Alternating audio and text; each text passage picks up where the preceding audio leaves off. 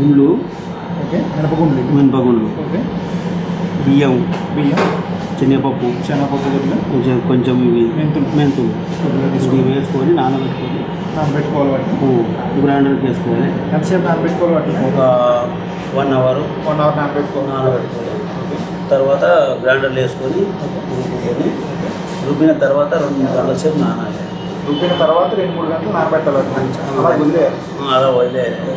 బాగా ఇట్లా పైకి వచ్చింది కదా పిండి కూడా ఉబ్బినాక మంచిగా జర కొంచెం మైదా బియ్యం పిండి వేసుకొని కలుపుకొని దోశలు వేస్తే సూపర్ వస్తుంది. మైదా బియ్యం పిండి మళ్ళీ యాడ్ చేయాలి. అది అంత యాడ్ చేసుకోవాలి. మైదా కొంచెం కొద్దిగా మైదా బియ్యం పిండి కొంచెం ఉప్పు వేసుకోవాలి. ఉప్పు యాడ్ చేసుకోవాలి. మంచిగా దోశ కరకరలాడుతుంది.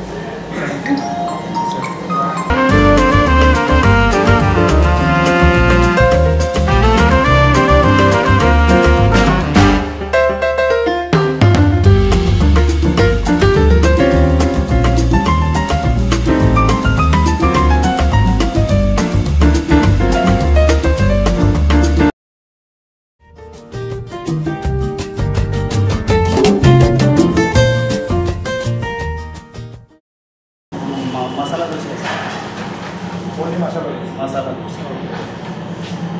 బ్యాటర్ ఏంటంటే పిండి ఏంటిది?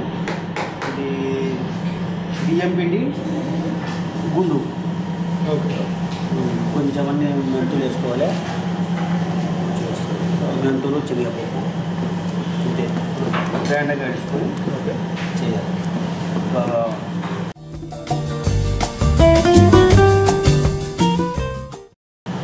2 అవర్స్ అట్లా నాని మంచిగా అది చూపెట్టి లేకపోతే తర్వాత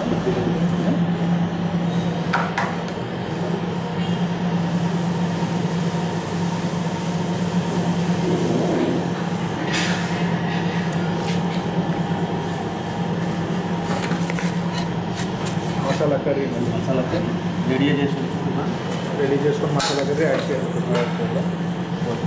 క్యారెట్ అండ్ కొత్తిమీర కొద్దిగా కొంచెం ఆయిల్ కొద్దిగా కొంచెం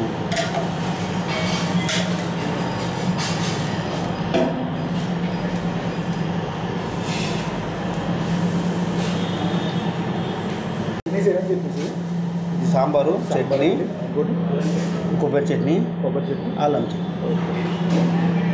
ఓకే.